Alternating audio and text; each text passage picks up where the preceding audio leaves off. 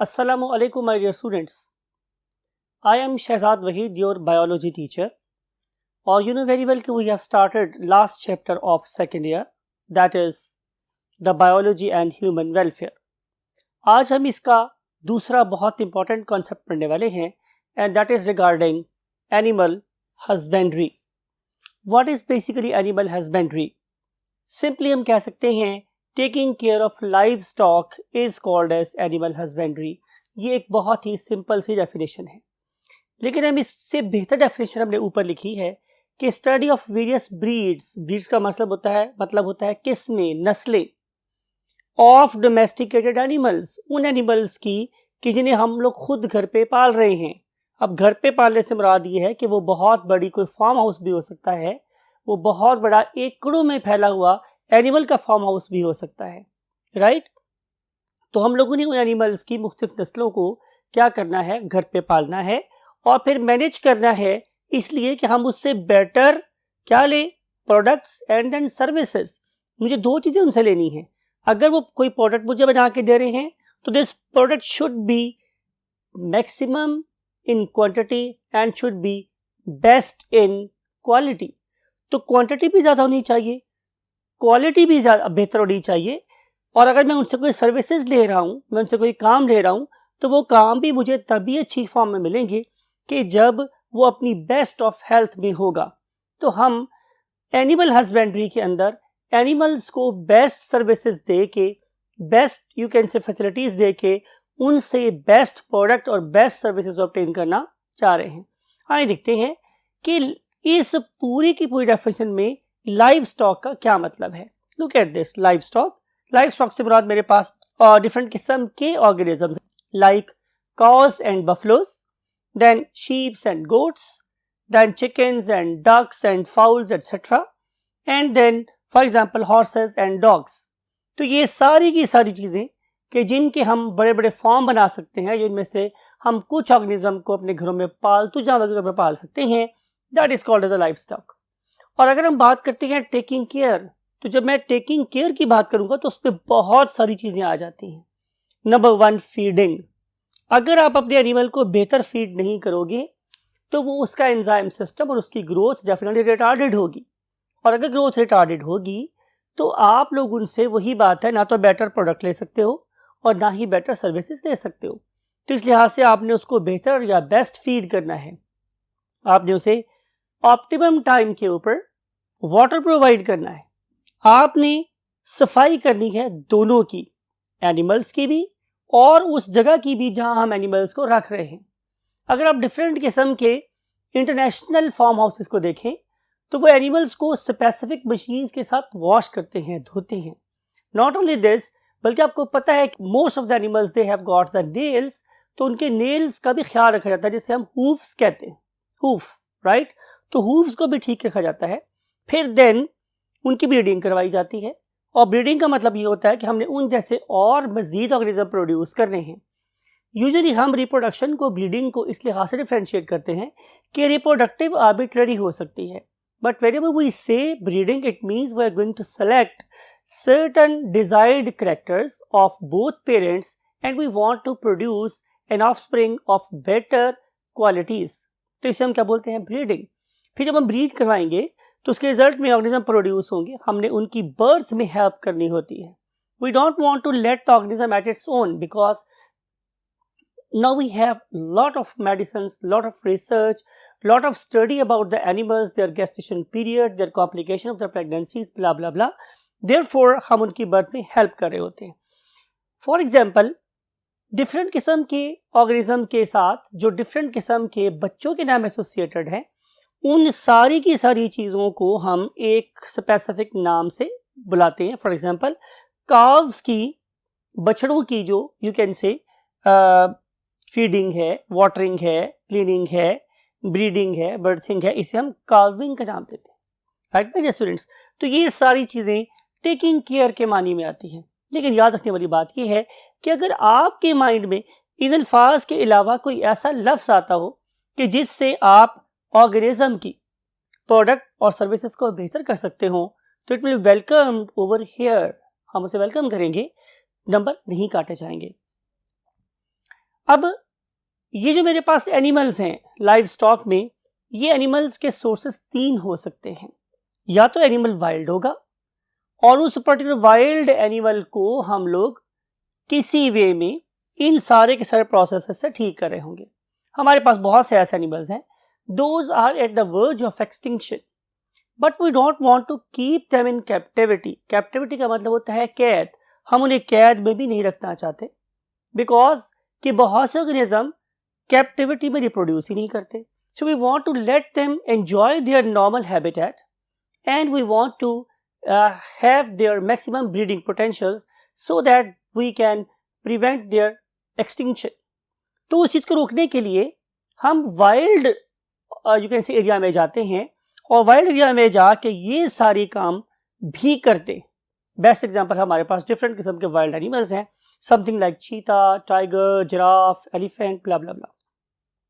लेकिन इनमें से कुछ एनिमल्स हैं कि जिन्हें सिधाया जा सकता है, यानी कि अगर हम उनके पास उनके साथ कुछ टाइम गुजारें तो हम उन्हें टेम कर सकते हैं, हम उन्हें सिधा सकते हैं, हम उनकी और अपनी केमिस्ट्री को मैच कर सकते हैं, उनकी अपने एसोसिएशन को स्ट्रॉन्ग कर सकते हैं।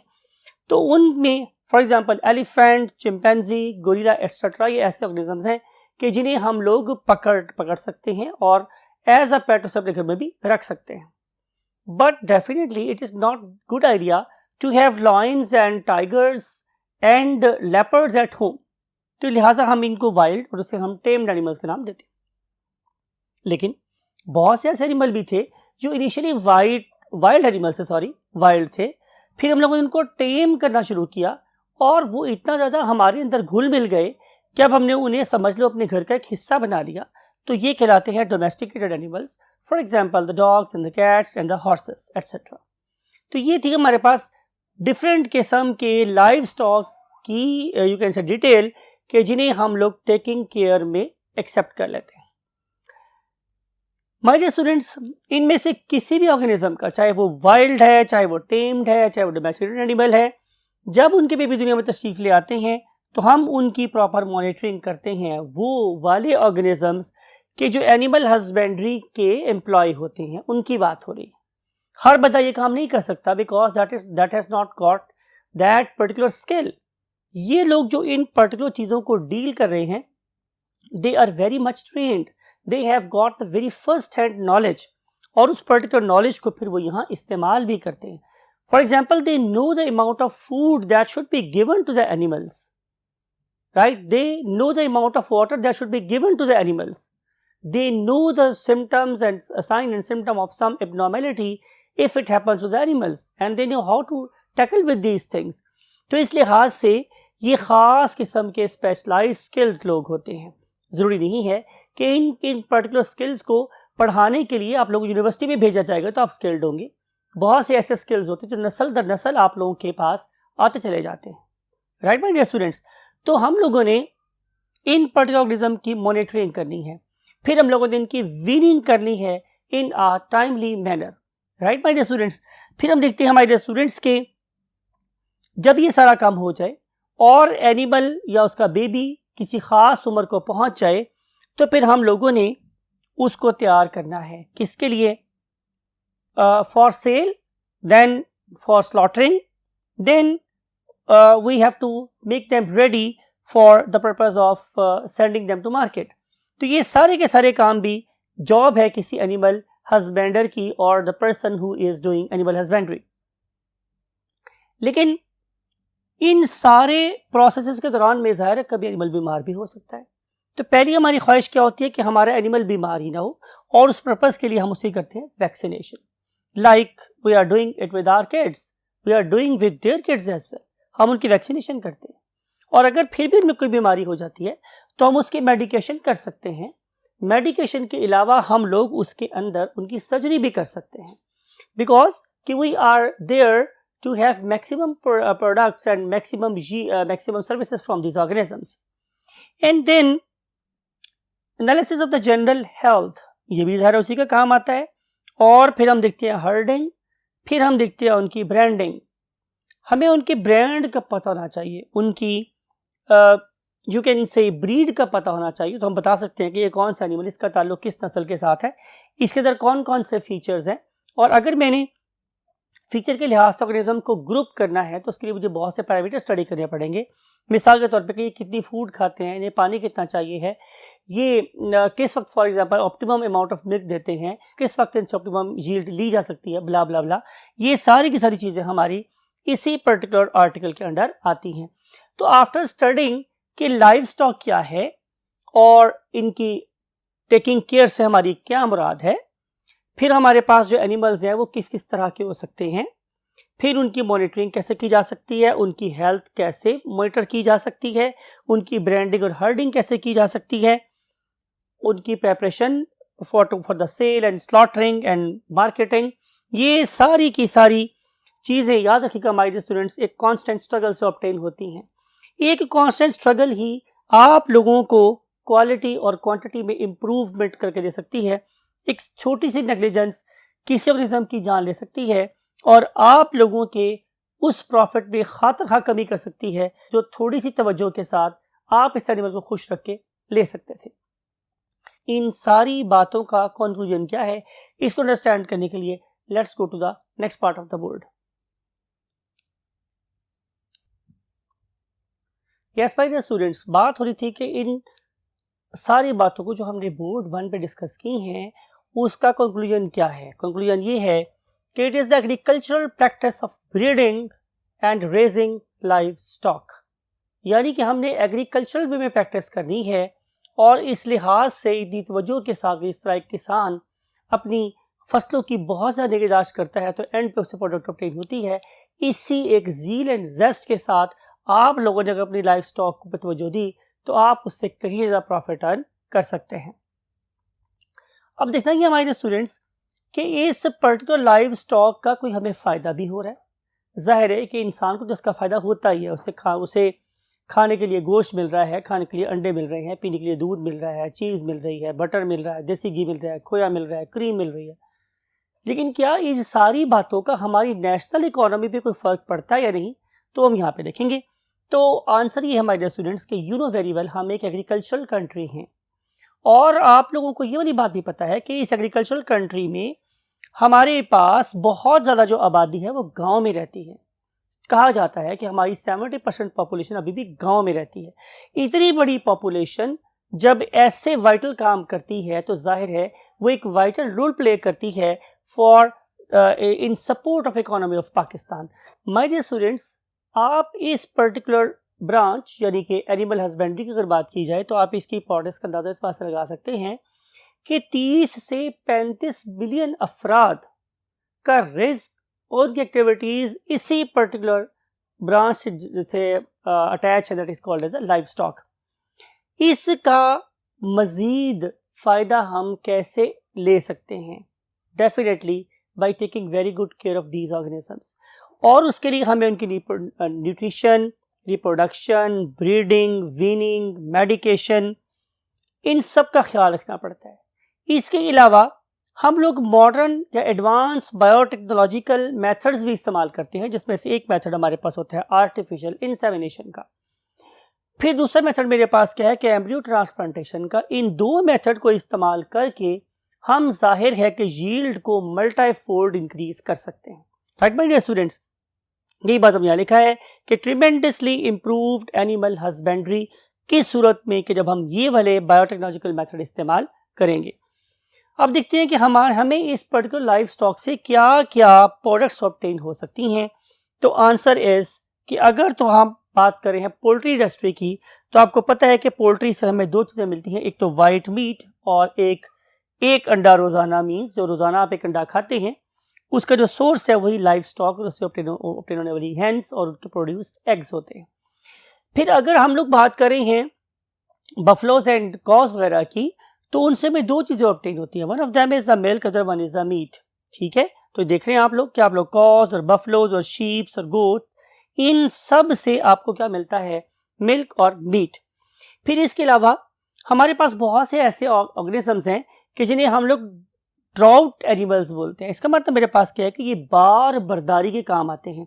बार बर्दारी का मतलब यह कि ये बोझ उठाने के काम आते हैं। उसमें लंबी लिस्ट आप लोगों के पास है, bullock, horse, donkey, mule and the camel etcetera. ये वो सारे ऑर्गेनिज्म है जो वन वे और द अदर हमें क्या कर रहे हैं, सर्विसेज प्रोवाइड कर रहे होते हैं। फिर इसके अलावा इन ऑर्गेनिज्म से हमें ऑब्टेन होता है उनका डंग, जिसे आप लोग गोबर कहते हो। और ये जो गोबर है ये दो चीज़ें प्रोवाइड करता है टू द ज़ाहिर है 70% population of Pakistan, that is the cooking fuel. आपको पता है कि जैसे हम आम ज़बान में काउ डंग या आम ज़बान में हम पंजाबी में इसे पाथी भी कहते हैं, राइट।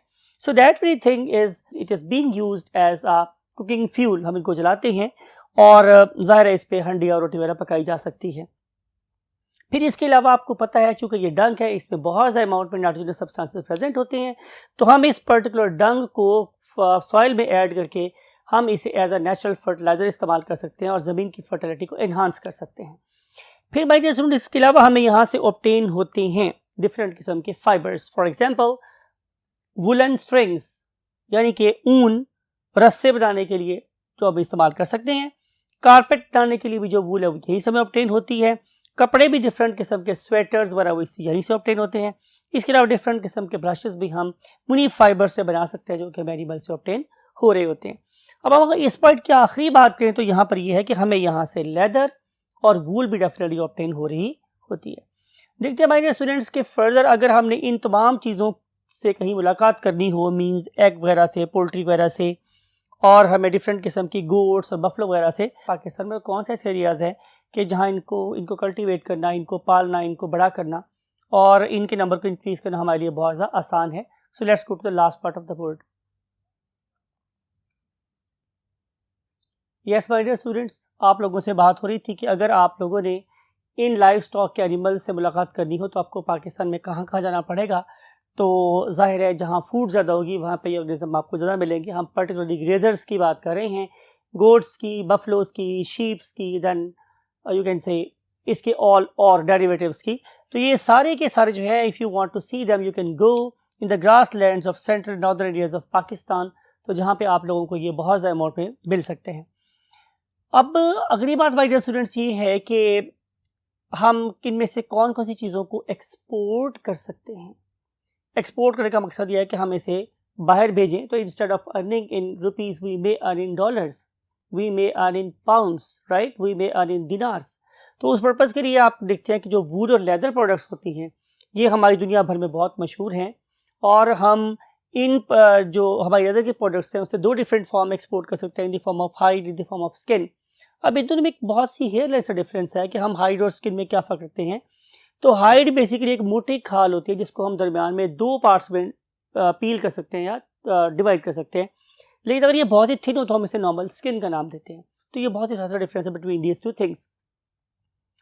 माय डियर स्टूडेंट्स, हमारे जो डोमेस्टिकेटेड एनिमल्स हैं वो हमारी इकोनॉमी में क्या रोल प्ले कर रहे हैं। हमने वादा किया था आपसे कि हम बताएंगे कि हमारी इकोनॉमी ऑफ पाकिस्तान में इसका कितना रोल है। माय डियर स्टूडेंट्स, हम देख रहे हैं कि जो 11% ऑफ नेशनल जीडीपी यानी कि ग्रॉस डोमेस्टिक प्रोडक्ट है उसका 11% हमारी कौन जनरेट कर रही है, लाइफ स्टॉक जनरेट कर रही है। फिर हमारे मुल्क में जितने लोग काम कर रहे हैं, मीन्स वर्क फोर्स जो है हमारे पास, जो हमारी मैन पावर है उसका 17% जो है, 17% जो है ये इस वक्त हमारी लाइफ स्टॉक के अंदर काम कर रही है। यानी कि 100 में से 17 बंदे जो हैं वो इस वक्त उनका ताल्लुक किसी पोल्ट्री इंडस्ट्री के साथ है या हमारी यू कैन से डेयरी इंडस्ट्री के साथ है या हमारी मीट इंडस्ट्री के साथ है। Right my dear students, how we can improve, हम इसको फर्दर कैसे इम्प्रूव कर सकते हैं। बिकॉज यहाँ लिखा हुआ है हमारे पास कि जो इसका एक्सपेक्टेड पोटेंशियल वो ये है कि अगर हम इसी पर्टिकुलर एक फील्ड जिसे नाम कर देते हैं लाइव स्टॉक, अगर हम उस पर ही तवज्जो दे दें तो ये सिंगल हैंडेड एक ही यू कैन से तरे तनहा जिसे हम बोलते हैं ये गेम चेंजर का काम कर सकती है। यानी कि ये हमारा शाहिद अफरीदी भी बन सकती है। बिकॉज आपको पता है कि तरे तनहा हमारे इस हीरो ने, शाहिद अफरीदी ने भी हमें बहुत से मैचेस जितवाए हैं। तो ये हमारी शाहिद अफरीदी बन सकती है प्रोवाइडेड कि हम उसकी उतनी ही केयर करें जितनी कि हमने अपनी शाहिद अफरीदी की थी। राइट माय डियर स्टूडेंट्स, तो बात आपके साथ ये हो रही थी कि हम इसकी प्रोडक्ट को, इनकी अमाउंट को कैसे हम इंक्रीज कर सकते हैं। तो answer is by using two modern techniques. One of them is called as artificial insemination. कैसे करेंगे हम लोग ये? हम लोग लेंगे एक you can say bull, prize bull. Whenever we use the term prize bull, इसका मतलब है इसके पास बहुत सी ऐसी यूनिक फीचर्स हैं जो इसे बाकी बुल से मुमताज बना रहे हैं, राइट? उस पर्टिकुलर बुल से हम लोग क्या कलेक्ट करते हैं? सीमेन, राइट? उस पर्टिकुलर सीमेन से हम एक ही वक्त में अबाउट 3000 कॉज की इंसेमिनेशन कर सकते हैं। यानी कि उस पर्टिकुलर एक करेक्टर को कि जो हमारे लिए बहुत ज़्यादा डिज़ायर्ड है। नॉर्मली करेक्टर क्या हो सकता है? जाहिर है नंबर 1 कि उसकी जो उसकी लेदर मेकिंग एबिलिटी है वो बहुत ज़्यादा बेहतर हो, उसमें जो मीट की प्रोडक्शन है वो बहुत ज़्यादा बेहतर हो, और अगर उससे जो जीन है वो कॉ में जा रहा है तो उस पर्टिकुलर कॉ की जो प्रोडक्शन है मिल्क की वो बहुत ज़्यादा हो जाए। तो उसके लिए हम नंबर 1 पे जो बुल सेलेक्ट करते हैं वो बहुत ही ज़्यादा प्रेशियस होना चाहिए in terms of its characteristics of the traits. फिर जिससे हम इसको क्रॉस करा रहे हैं, मीन्स काउ की बात की जा रही है, तो वो भी हम वेल सिलेक्टेड कैरेक्टर्स की होती है।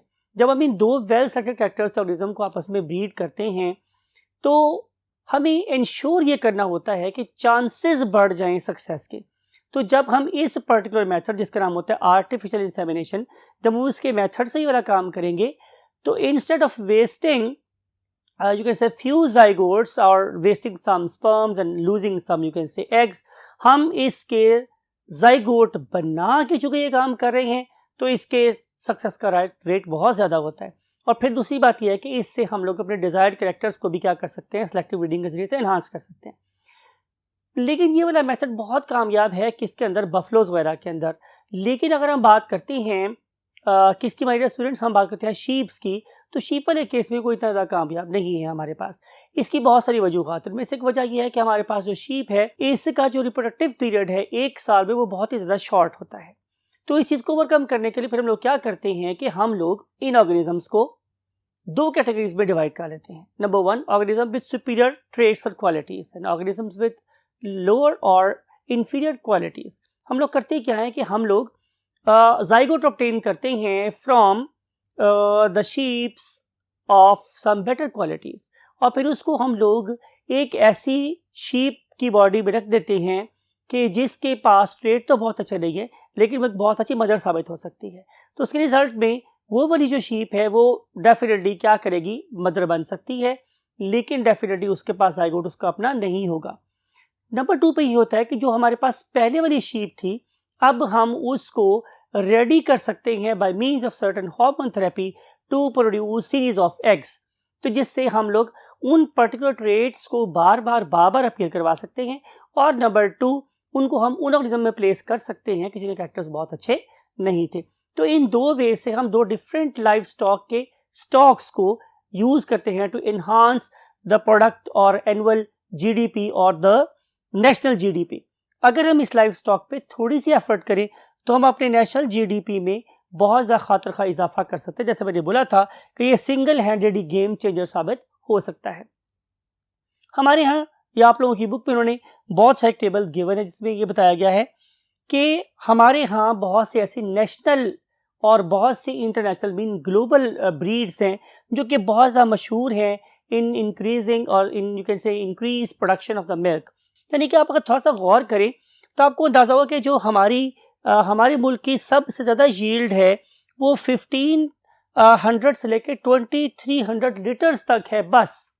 लेकिन दुनिया में उसकी जो प्रोडक्ट है that is even very higher than our national you can say cause. हालांकि इन पर्टिकुलरली जेनेटिकली मॉडिफाइड ऑर्गेनिजम्स को बनाने के लिए बहुत से जीन्स हमारे यहाँ से कलेक्ट किए गए हैं, लेकिन चूंकि हम लोग तवज्जो नहीं देते और हम लोग इनर्शिया के और जमूद के मारे हुए लोग हैं और हम अपने अंदर चेंज लाना पसंद ही नहीं करते, तो ज़ाहिर है इसी तरह से क्या होता है कि हम बाकी अक़वाम से काफ़ी पीछे रह जाते हैं और हमारी जो मिल्क की प्रोडक्ट है वो भी मिल्क की जो यील्ड है पैदावार है वो भी बहुत ज़्यादा कम हो जाती है।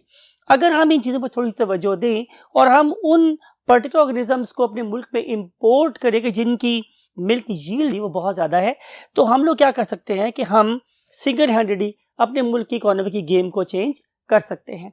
यू नो वेरी वेल कि जो भी हमें यहाँ से ऑब्टेन हो रहा है क्या मिल्क, उससे हम डिफरेंट चीज़ें बना सकते हैं, cream, curd, buttermilk, ghee, condensed milk powder, the cheese and the khoya, ये डिफरेंट फॉर्म्स हैं।